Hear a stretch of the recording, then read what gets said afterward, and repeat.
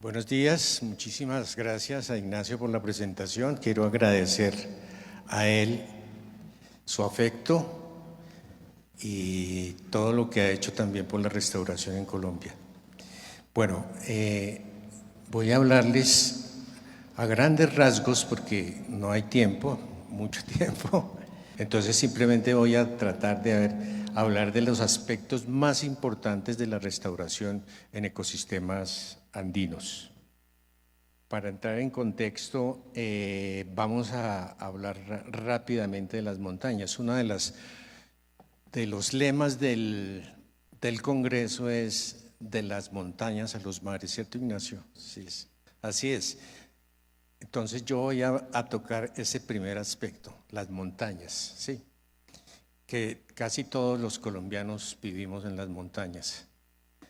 El 70% vivimos en las montañas. Entonces es un ecosistema, un bioma supremamente importante para toda la sostenibilidad de la economía del país. Aquí tenemos un perfil desde las tierras bajas hasta lo que son las nieves perpetuas. Es un perfil en la cordillera oriental colombiana. La cordillera oriental colombiana, como ustedes saben, tiene un pico más alto, arriba de los 5.000 metros en la Sierra Nevada del Cocuy, y entonces se fueron unos gradientes de ecosistemas. Nosotros en Colombia tenemos que pensar cómo manejar esos gradientes. La biodiversidad de Colombia, tanta biodiversidad se basa en la heterogeneidad espacial que tiene y en los gradientes altitudinales. Gracias a esos gradientes altitudinales tenemos especies para cualquier cosa, ¿sí? Tenemos una cantidad de especies que todavía no conocemos, pero que son supremamente importantes a futuro para conservarlas y poder hacer ejercicios de restauración. Yo les voy a hablar desde el bosque subandino, que es el bosque montano bajo. Es el bosque subandino que está entre los 1.000 y casi los 2.000 y piquito de metros. Luego les voy a hablar algo de lo que más hemos trabajado aquí las universidades en Bogotá, es el bosque andino. Y arriba del bosque andino está el páramo, y el páramo tiene 3 franjas en Colombia. En realidad el páramo no es un solo ecosistema, son varios ecosistemas. Tiene su páramo propiamente dicho, o el páramo de gramíneas, el gras páramo y el superpáramo. Pero aquí hay una cosa muy importante que es el ecotono entre el bosque y el páramo. Ese ecotono nosotros lo llamamos subpáramo y es una de las áreas supremamente más importantes para la restauración ecológica, porque los ecotonos generalmente son muy ricos en especies, porque es la confluencia de 2 ecosistemas, el bosque que sube y el páramo. Entonces ahí se forma una franja, y esa franja tenemos que pensar cómo se tiene que manejar en Colombia para poder restaurar lo que es la interfase bosque-páramo, ¿sí? Bueno, entonces yo les voy a hablar de eso. Hay otros ecosistemas muy importantes. Dentro del mismo bosque tenemos el bosque de niebla, y ese bosque de niebla coincide con los cinturones de condensación. En las montañas andinas hay 3 cinturones de condensación. El primer cinturón de condensación está cerca a los 2.000 metros. Ahí se forman bosques nublados. El segundo cinturón de condensación, o como lo llamaba el profesor Ernesto Gull, él le decía límite de las nubes ecuatoriales, segundo cinturón de las nubes ecuatoriales, está aproximadamente arribita de los 3.000 metros. Esas 2 alturas, entre los dos, abajo un poquito de los 2.000 y arriba de los 3.000, es la zona que se llama de los bosques de nieblas. Principalmente están en las vertientes húmedas. Bueno, si me pongo a explicar tanto, de pronto se me pasa el tiempo, pero después verticalmente está todo lo que es la formación de humedales. Bueno, entonces voy a hablar rápidamente de los páramos. Los páramos tienen muchísimos disturbios antrópicos, plantaciones de especies introducidas, agricultura, fuego, pastoreo, deforestación, por leñateo, invasiones, minería, carreteras, turismo, etcétera. Todos esos disturbios que ustedes ven ahí tienen efectos, y esos efectos se multiplican cuando se interrelacionan todos los disturbios, que son contaminación, deslizamientos, erosión, mortalidad de plantas, compactación del suelo, pérdida de nutrientes, secamiento de humedales, afloramientos rocosos, todo. Hay una cantidad muy compleja de relaciones entre todos los disturbios. Esa relación entre disturbios es lo que nosotros en restauración llamamos los escenarios, porque cada uno de esos disturbios produce escenarios. Y si se une un disturbio con otro disturbio, produce cada vez escenarios más complejos y más difíciles para la restauración ecológica. Bueno, pero para entender, el primer paso para entender la restauración que vamos a ver es entender si el páramo se puede recuperar, o cualquier ecosistema se puede recuperar solo, o eso se llama la restauración pasiva, o si hay que emprender acciones para restaurarlo. Eso se llama la restauración activa, tiene otros nombres que vamos a ver. Entonces, cuando un ecosistema se puede recuperar solo, es porque tiene los mecanismos de regeneración muy buenos, eso se llama la salud ecológica. Es como cuando uno se enferma, si no tiene defensa se friega.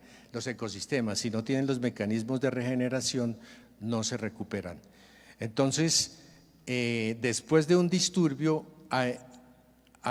los ecosistemas se pueden recuperar, y eso es lo que se llama el modelo clásico de sucesión ecológica, que es por etapas. Entonces aquí se ve un disturbio, el disturbio produce un estado, ese subcero, y luego interrelacionando las especies con el medio van produciendo los siguientes estados. Entonces ese es el primer aspecto para poder restaurar, saber si un ecosistema se puede recuperar por sí solo. Si no se puede recuperar por sí solo, hay que tener otra alternativa. Entonces aparecen en la literatura ecológica los modelos de estados, transiciones y umbrales. ¿Por qué no se pueden recuperar solo? Porque hay un factor que impide que el ecosistema se dinamice, y eso se llaman las barreras a la restauración. Entonces, si no se dinamiza el ecosistema, toca ayudarle a que pase un umbral, y pasando ese umbral, si yo le ayudo al ecosistema a que pase ese umbral, entonces puedo tener otros estados.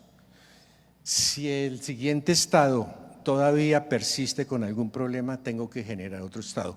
Entonces hay dos modelos para entender: el modelo clásico de sucesión y el modelo de estados, transiciones y umbrales. Eso es lo que uno encuentra en campo.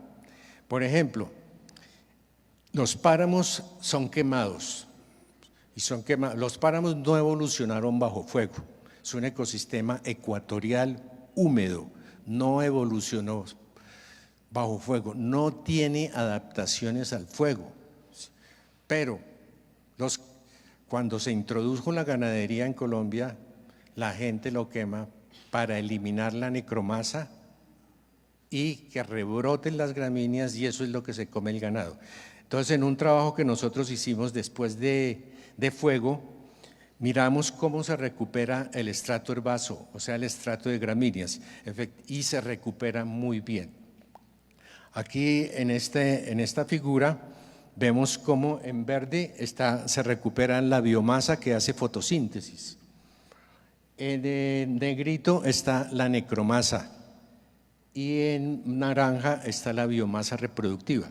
Entonces, después de la quema se empieza a recuperar el ecosistema muy bien. Todos los ecosistemas de gramíneas del mundo se recuperan muy bien siempre y cuando no estén tan degradados. Entonces, un páramo que se queme, que no está tan degradado, vía restauración pasiva se puede recuperar. Pero si se introduce ganado, se empieza a degradar, y esa ha sido la tragedia de los páramos de Colombia: la quema y la ganadería. Entonces, en conclusión de lo que sabemos, los páramos se pueden recuperar vía regeneración natural por un disturbio como el fuego, pero tiene sus límites, ¿no? Si se sigue quemando y quemando, se sigue degradando, y entonces ya pierde la capacidad de regeneración. Eso se llama la ecología de disturbios, estudia eso. Por agricultura, los páramos también se pueden recuperar.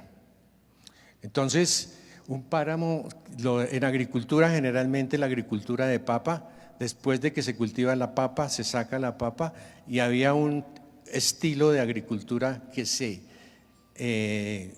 dejaba descansar la tierra y luego se dejaba descansar, se recuperaban los nutrientes y luego se volvía a sembrar. Eso se llama agricultura itinerante. Entonces, ese tipo de agricultura generó muchas sucesiones. Aquí en este caso vemos arriba, esos punticos blancos son de esta espeletia, espeletia congestiflora. Después de que se abandonó por cultivo de papa, no dio el ecosistema original, dio dos tendencias sucesionales. Una con Speletia argentea y otra con Speletiosis corymbosa. El ecosistema se recupera, ¿sí o no? Recupera su fisonomía, pero no su composición de especies, ¿sí? Entonces habría que darle manejo. La Speletia de arriba es una Speletia que está en peligro de extinción. En los libros rojos de los Speletias de Colombia está en peligro de extinción. O sea que lo que hay que hacer ahí es reintroducir la especie para que no se vaya a extinguir porque está en peligro de extinción. O sea, ese es el problema de que los páramos son islas biogeográficas donde hay mucho endemismo y se pueden perder muchas especies. Por ejemplo, los frailejones se están perdiendo por mortalidad, digamos, en la primera fotografía hay predación del punto vegetativo, en esta otra fotografía hay una interacción en la primera fotografía hay predación del punto vegetativo por una larva.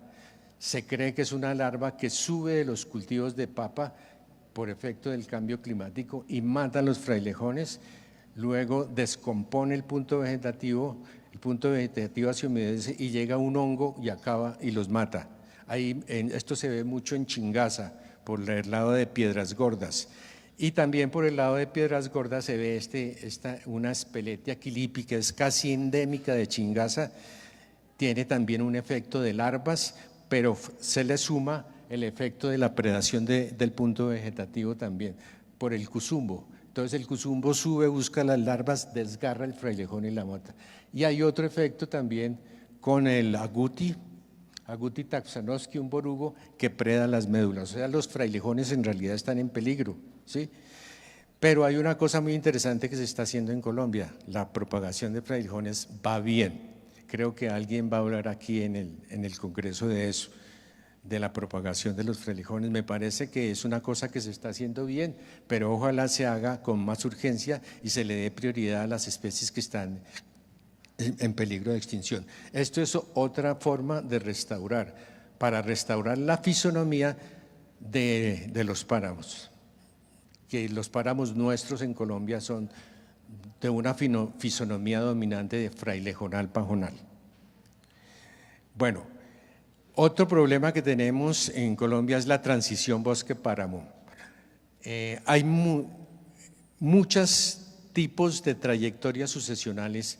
Entonces se une trayectorias sucesionales de bosque con subpáramo, con páramo, y da un complejo como este que están ahí, que es de alta diversidad, porque hay plantas de bosque, plantas de subpáramo, plantas de páramo. Entonces hay que saber qué se hace con eso. Yo propondría que se maneje eso con cuidado, no hay necesidad. Donde existió el bosque no hay necesidad de tumbar todos los páramos, sino que manejar eso como sitios de alta diversidad, pero lógicamente con la premisa de que hay que aumentar los parches de páramo. Eso es un tema que no se ha tratado muy bien. y sobre todo cómo se deben manejar esas interfaces entre el bosque y el páramo. Y tenemos esto, por ejemplo, no sabemos ahí dónde estaba el páramo y dónde está el bosque. Y en esos estados son estados estables. Ahí ahí no puede haber regeneración natural. Ahí si cae una semilla se muere, ¿sí? Entonces, estos son estados estables y eso sí toca restauración activa, ¿sí? En estos estados por agricultura, este es en Sumapaz, se dan unos estados que no van hacia el ecosistema original, sino que van hacia la formación de arbustos. Hay un arbusto pequeño en los páramos que son los arbustos de Hipericum. Ahí hay dos especies, la de arriba es Hipericum goyanesi y la de abajo es Hipericum stricto. Entonces los páramos pueden quedar por mucho tiempo en esos estados. Ahí es necesario hacer restauración ecológica, ¿sí? Bueno, donde más hay necesidad de hacer esta restauración ecológica es donde el ganado ha impactado. En las dos fotos de arriba, ese es en arriba 3.500 metros, entonces el efecto del ganado, el solo ganado, ha impactado cambiando la composición, mejor dicho, destruyendo el ecosistema y formando otro ecosistema. El ganado forma su propio ecosistema, que son esos prados. Esos prados no fueron hechos por el hombre, esos prados fueron hechos por el ganado con dos efectos, el pisoteo del ganado y el ramoneo permanente, entonces forman esos prados. Y en la interfase forman estos prados de acá que son prados de falsa poa, Holcus lanatum. Esos son los dos escenarios más difíciles de restaurar en los páramos, los escenarios que tienen gramíneas. Bueno, entonces, ¿qué hay que hacer? Hay que hacer restauración activa. Entonces, lo primero en la restauración activa del páramo es eliminar todas esas especies. Toca de alguna forma. Esto fue un ejercicio pequeño, pero si se tuviera buenas financiaciones y hubieran grandes áreas, se arma un equipo con maquinaria para eliminar todo eso y empezar a trabajar esas zonas, porque no hay otra forma. No se puede activar la sucesión si no se eliminan esas especies, que es el problema del trabajo con las especies invasoras. Entonces, hay una técnica que es la introducción de frailejón, el trasplante de especies. La única forma de poder cambiar la trayectoria hacia una nueva trayectoria, o sea, pasar de un estado, superar un umbral y pasar a otro estado, es eliminando las gramíneas y introduciendo especies. Como en ese tiempo no habían viveros de frailejones, ¿sí? Ahora ya hay viveros de frailejones y hay frailejones grandecitos, pero como hay tantos endemismos en los páramos, o sea, el frailejón que están propagando, por ejemplo, en Chingaza no sirve para Paipa, por ejemplo, para los páramos de Paipa o los páramos de Boyacá, etcétera. Entonces toca localmente hacer los propios viveros, ¿sí? Entonces, en este ejercicio se comprobaron qué tamaño era el más indicado para poder tener una respuesta rápida y efectivamente los tamaños grandes que se utilizaron fueron los que mejor respondieron. Lógicamente había mortalidad, pero no tanta en realidad, casi no es significativa comparando los tres tamaños. Entonces ahí están los tres tamaños. En la foto de abajo son los frailejones de 15 centímetros que fueron los que mejor crecieron. Eso era lógico porque las raíces ya tienen mejor formación. Entonces esta es una técnica muy sencilla, pero no funciona en todo. Esto funciona cerca donde haya páramo que produzca muchas plántulas. Esas plántulas generalmente se van a morir por competencia. Entonces lo que uno hace es sacarlas y utilizarlas en hacer núcleos de restauración. Esto en realidad es lo que es la técnica que más se utiliza en restauración, que se llama la nucleación. La nucleación es ensamblar especies para poder formar parches y esos parches después hasta hacerlos crecer para que empiecen a ocupar el espacio. Entonces aquí ya tenemos los frailejones más crecidos. Lo mismo se puede hacer con trasplantar los pajonales, ¿sí? Entonces se trasplantan los pajonales son muy resistentes porque tienen el punto vegetativo debajo. Entonces pasa un fuego y rebrotan, pasan vacas y rebrotan. Entonces son especies que están adaptadas a casi todos los ecosistemas del mundo. Es el biotipo como más exitoso que ha llegado a todos los ecosistemas del mundo. Entonces también se pueden utilizar las gramíneas para formar el estrato herbáceo original del páramo. Pero ¿qué pasa? Que nosotros podemos recuperar la fisonomía, pero no la comunidad. Entonces el primer paso en la restauración de los páramos es recuperar la fisonomía. Y después dejar eso quieto y el ecosistema solito va reaccionando y van llegando las especies raras o mejor las especies de bajas abundancias, que son hartas. En este ejercicio, en el trasplante de los frailejones y de las calamagrostis, pues venían especies ahí que enriquecieron el sistema. Entonces, para poder restaurar los páramos tenemos que pasar de un páramo conservado a un páramo totalmente alterado. Después hay que, por acciones de restauración, pasa a un estado herbáceo o puede pasar, descompactando el suelo, puede pasar a un estado arbustivo y después toca transformar ese estado arbustivo a un estado ya del original, o sea, el frailejonal pajonal. Eso se puede. Eso funciona, lo que pasa es que ¿quién lo hace a grande escala? Es el problema en la restauración en Colombia, que es escalar, ¿sí? Pasar de una escala pequeña a una escala grande.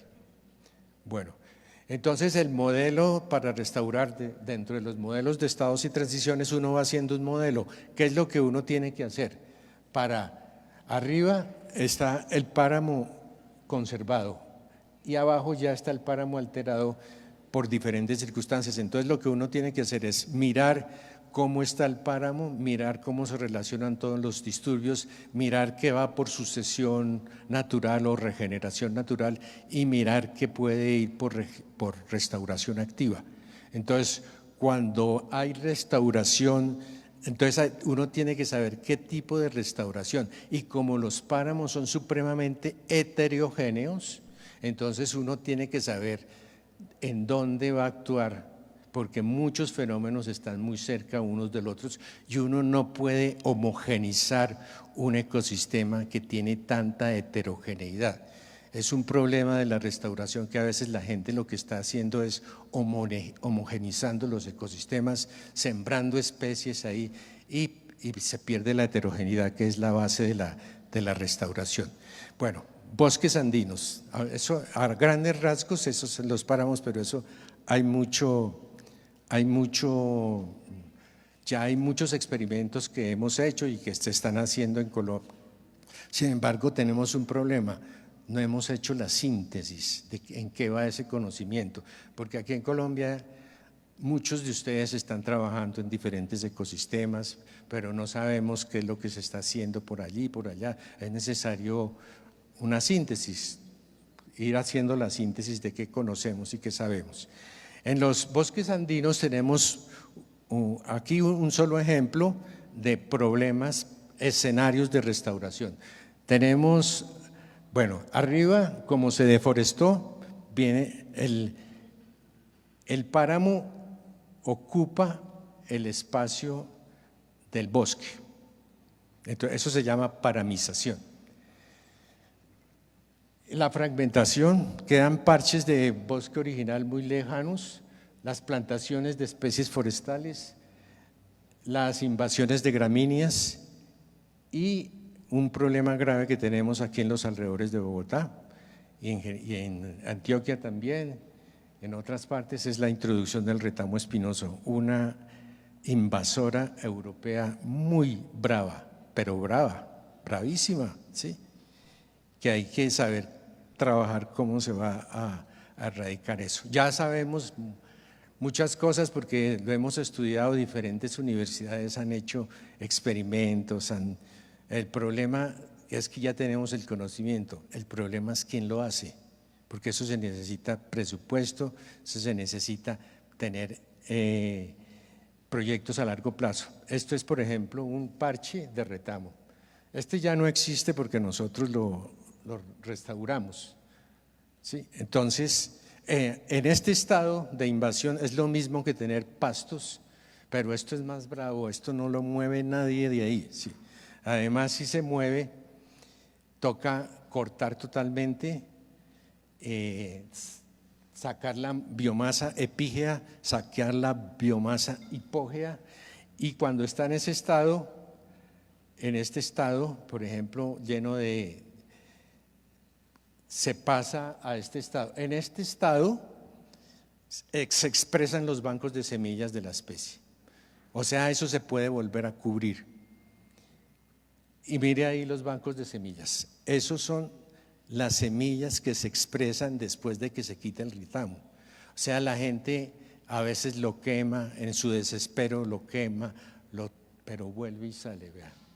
Y sale por semilla, o sea que toca hacer algo. La única forma de hacer algo es cosechando las plántulas en diferentes etapas, moviendo el suelo, dejando que germinen y cosechando. Aún así siguen, porque muchas semillas tienen información genética diferente.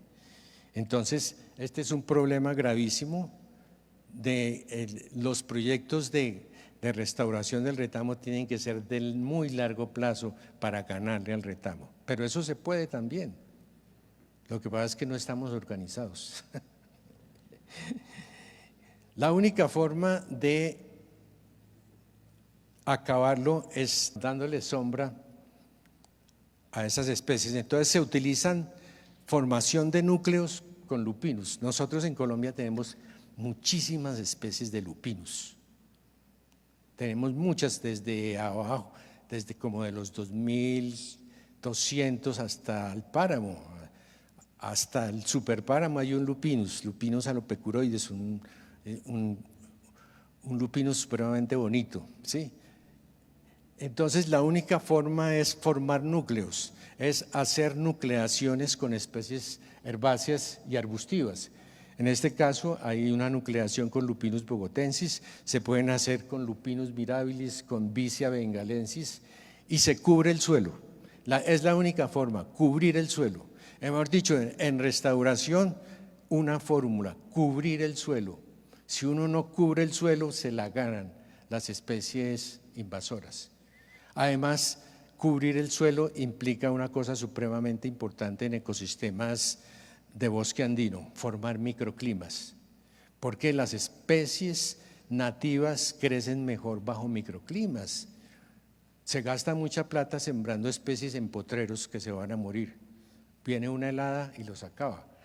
Cuando venga una helada, no tienen cómo cubrirse, cómo salvarse. Y la única forma de salvarse es con microclimas. Entonces, una norma es, si uno quiere restaurar un bosque altoandino, tiene que hacer un microclima primero.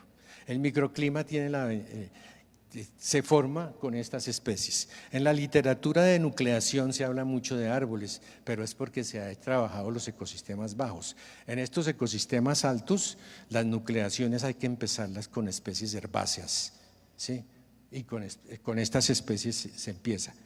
Entonces, después de que se forma un dosel, se forma el siguiente dosel. Este dosel es con especies de ciclo corto. Este dosel va a ser con especies de ciclo largo. Entonces uno tiene que saber cuándo tiene las especies listas para formar el siguiente dosel. Ahí se ven dos doseles con dos asteráceas, Smalanthus y Verbesina. Son dos especies fantásticas para hacer doseles.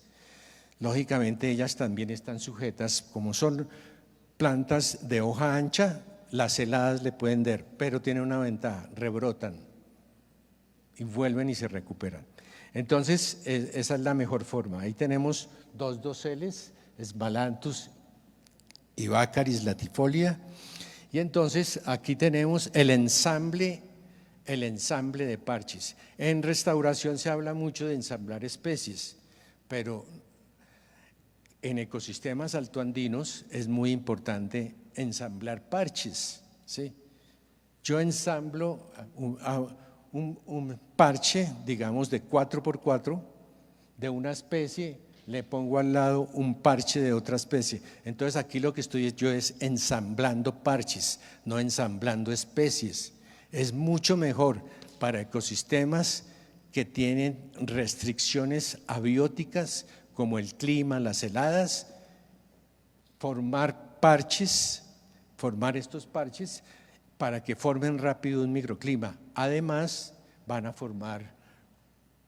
a mejorar el suelo, si hay problemas de suelo, ¿no? ¿Sí? Esto estaba bajo retamo espinoso. O sea, en la primera foto que les mostré estaba, pero ahí ya no está el retamo espinoso.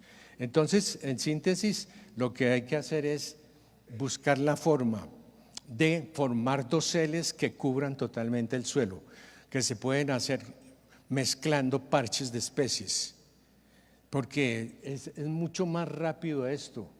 Y después empiezan a llegar especies ya dispersadas. Aquí vemos los parches.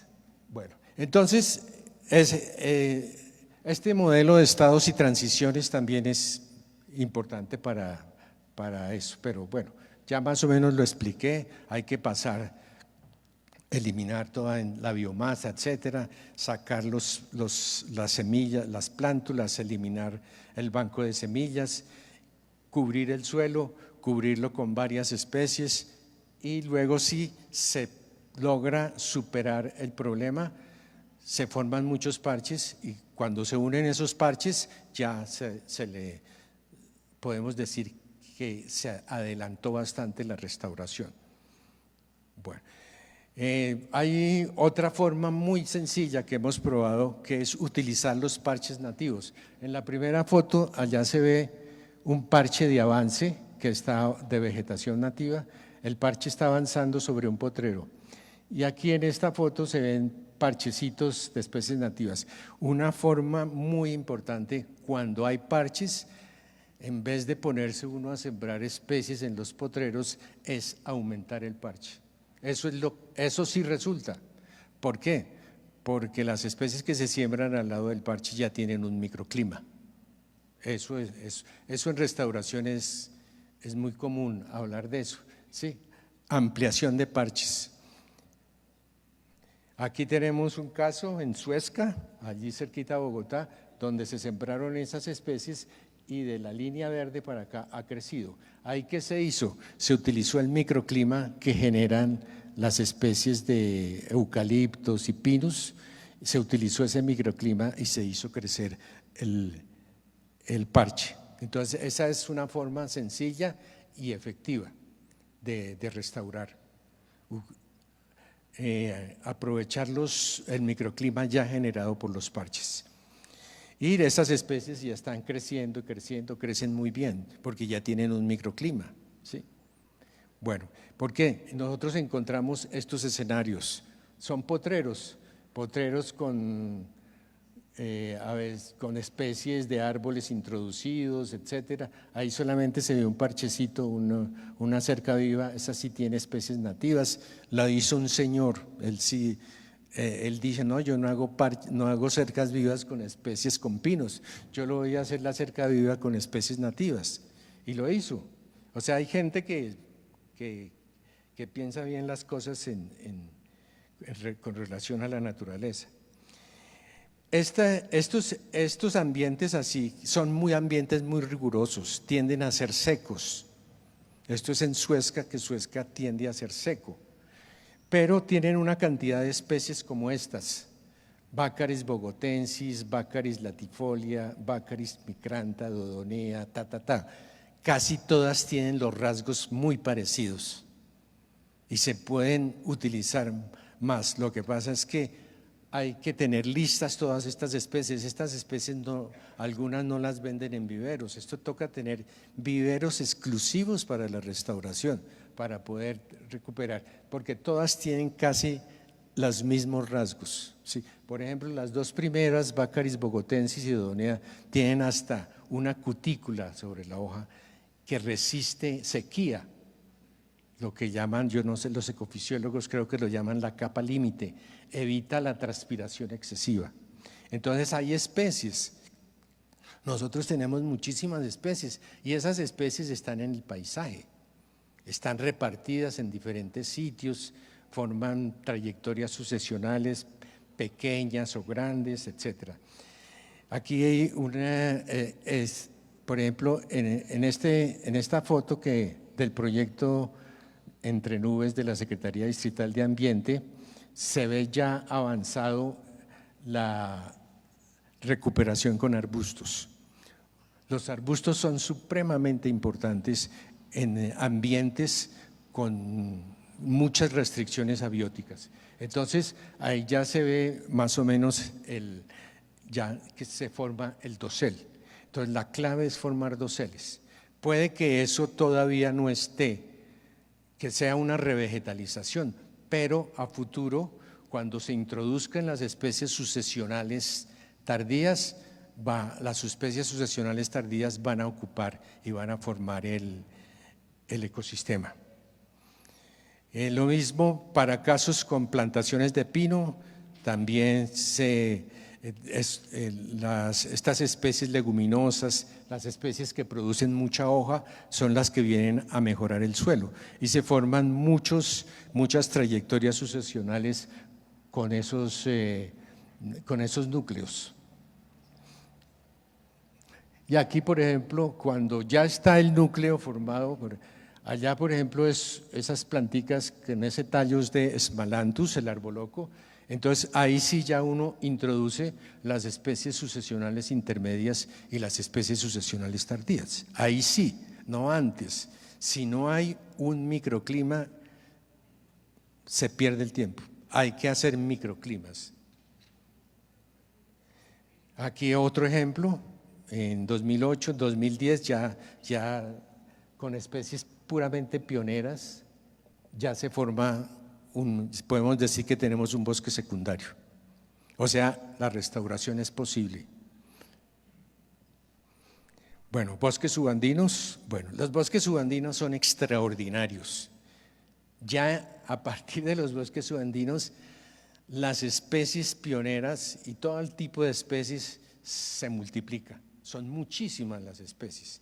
Entonces aquí un ejemplo de una experiencia, las dos especies más colonizadoras son Montanoa quadrangularis, que es otro arboloco de abajo, y Urera caracasana. Antes hay es que controlarlas, porque si no, no lo dejan a uno hacer nada, cuando hay suficiente lluvia de semillas. Entonces hay una cantidad de especies ahí, sucesionales intermedias y sucesionales tardías. Los bosques andinos en Colombia son de dos tipos básicamente, los bosques de robles y los bosques de lauráceas. Pero las lauráceas fueron sacadas a principios del siglo XX, taladas, era la madera buena para hacer todo. Entonces talaron lauráceas por todo lado. Eso es una tarea que hay que hacer, recuperar las lauráceas de los bosques subandinos. O sea, en este trabajo que les voy a mostrar, que el sistema con el tiempo tiene que ir hacia bosque de laurácea. Entonces todas estas especies hay que estudiarlas en el gradiente de sus estrategias, ¿no? Lo que llaman actualmente las estrategias adquisitivas y las estrategias conservativas. Era lo que antes nosotros llamábamos estrategias R y K, ¿sí? En las estrategias adquisitivas tenemos las especies de hoja ancha, de maderas blandas, muy dispersadas, de semilla pequeña, etcétera. Y en el otro tenemos las otras opuesto, las plantas, los árboles que crecen despacio, de fruto grande, de hoja pequeña, etcétera, que se demoran mucho en crecer, etcétera.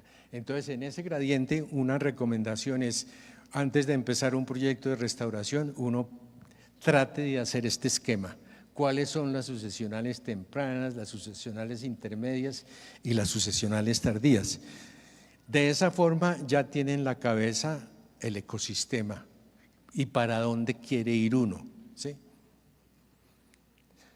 Entonces aquí en este esquema de la teoría de la silvigénesis de Allais y Oldeman, ellos hablan de ecounidades de pioneras. Esas pioneras tienen una arquitectura muy característica que es muy importante para formar doseles, ¿sí? Entonces hay especies si uno quiere tener éxito, hay que aprender a formar doseles. Este que deje pasar tanta luz, este que deje pasar tanta luz, y uno va introduciendo debajo las especies sucesionales intermedias y las especies sucesionales tardías. Entonces hay muchas ecounidades en los bosques. De los bosques subandinos hacia abajo, hacia los bosques ya tropicales y amazónicos, pues es muy parecido porque hay tantas especies y uno puede utilizar esos conocimientos ya, porque en realidad cuando se descubrieron los bosques subandinos se les llamó selvas andinas, eran verdaderas selvas. Todavía se le dice selvas andinas.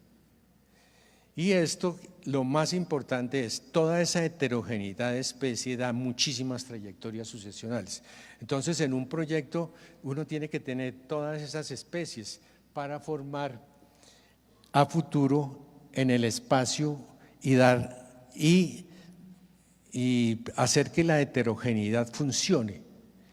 Entonces, puede tener muchísimos tipos de ensambles.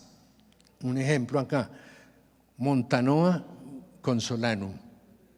Solanum psicofanta, una especie extraordinaria, le dicen tachuelo los campesinos, ¿sí? Es una especie que crece 4 metros por año, me creció a mí unas, ¿sí? Entonces, el Solanum y Cecropia, dos extraordinarias. Estas son extraordinarias para formar doseles.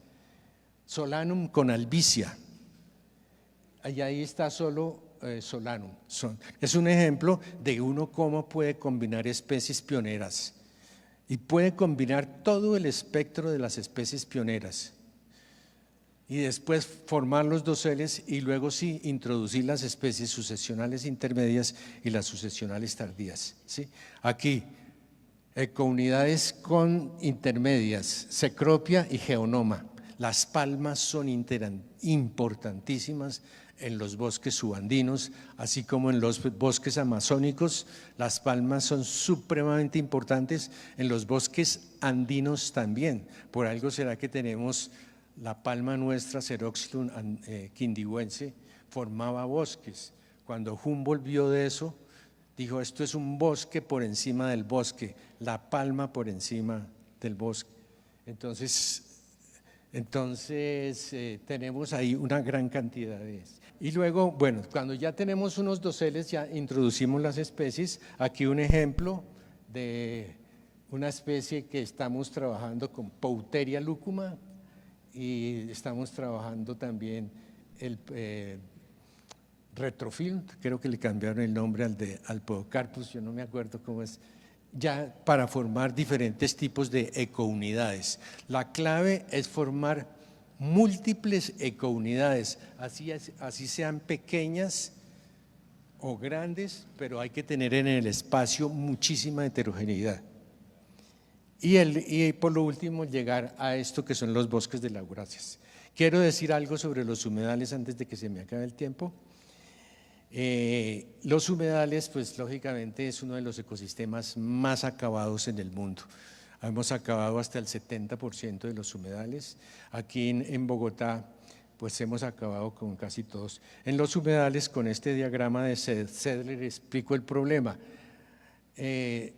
Los humedales, por ejemplo, los humedales de Bogotá están totalmente invadidos de especies. Entonces, eso se va perdiendo totalmente. Entonces, en la flecha de este lado es la flecha de la invasión. La flecha de la invasión es cómo van muchos fenómenos a la par. Primero, por ejemplo, la aterrización desde los bordes. Luego, la invasión desde los bordes también. Luego se va llenando el vaso del humedal y eso se llama terrización y colmatación, principalmente colmatación, queda totalmente colmatado. Y luego vienen un poco de especies por encima y ya se genera una sucesión, así se acaban. Este es natural, pero nosotros los humanos, por la contaminación de las aguas, hemos acelerado todos los procesos. Bueno, esta era la foto original de los humedales de Bogotá. Los tonos en azul, había 50.000 hectáreas en humedales. Los tonos en azul eran 3 tipos de humedales: pantanos, pozos y lagunas. Todo eso se fue. De los 50.000 hectáreas de humedales, lógicamente la ciudad crecía desde los cerros hacia el altiplano, fue creciendo y se acabaron, los humedales se rellenaron. Lo primero que hicieron desde la colonia fue dragar los humedales, secarlos para poder sembrar especies y para el pastoreo de ganado. Entonces así se fueron terminando. Terminamos con esas manchitas azules que son los humedales actuales. Entonces se habla de cómo se restauran esos humedales. Eso ya es muy difícil restaurar, supremamente difícil restaurar, porque ya se cambió el régimen hidrológico. Cuando se le cambia el régimen hidrológico a un humedal, se acaba el humedal. Entonces, ¿cómo se le cambia el régimen hidrológico? Secándolo o formando jarillones, que son unos elevamientos de tierra que evitan que las aguas salgan del humedal. Entonces, por ejemplo, o de los ríos. Por ejemplo, aquí en Bogotá, a lo largo de todo el río Bogotá hay jarillones. El río Bogotá era el que formaba todos los humedales, pero para que no se inundaran las tierras les hicieron jarillones. O sea, alteraron el régimen hidrológico. Era lógico, porque la gente estaba ahí en los barrios. Ya voy terminando. Entonces tenemos unos humedales llenos de especies invasoras. Lo único que se puede hacer, áreas colmatadas e invadidas, lo único que se puede hacer es empezar a estudiar cuáles eran las especies originales de los humedales, porque nadie las está trabajando. Nosotros hicimos un proyecto, propagamos las especies de humedal, hicimos algunos experimentos, eso funciona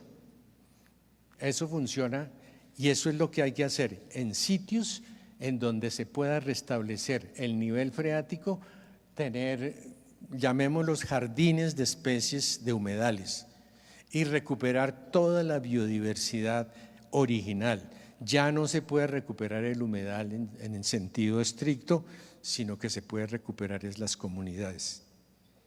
Bueno, una cosita rápido sobre lagunas, que este es como un proyectico personal que tengo.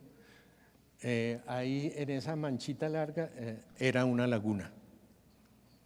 Esa laguna estaba cubierta totalmente por Typha latifolia y yo empecé a mirar que se podía recuperar esa laguna. Entonces empezamos a destaparla, a sacar toda la materia orgánica acumulada, quién sabe por cuántos años. Ese tipo ahí en la foto de arriba, al eliminar las especies invasoras, entonces queda todo eso lleno de una materia que se va acumulando. Entonces toca sacar todo eso. Al reaccionar, al entrar oxígeno, la laguna reacciona y empieza a botar materia orgánica, como en la foto de allá, empieza a botar. O sea que la falta de oxígeno simplemente lo que hacía era que se acumulaba y acumulaba la materia orgánica, pero no se descomponía. Entonces, al oxigenar sale la materia orgánica y eso hay que retirarlo para poder restaurarlo. Bueno, el proceso es un poco más largo, pero en este momento la laguna está así, en esta forma. Muchísimas gracias por la atención. ¿Estuvo bien?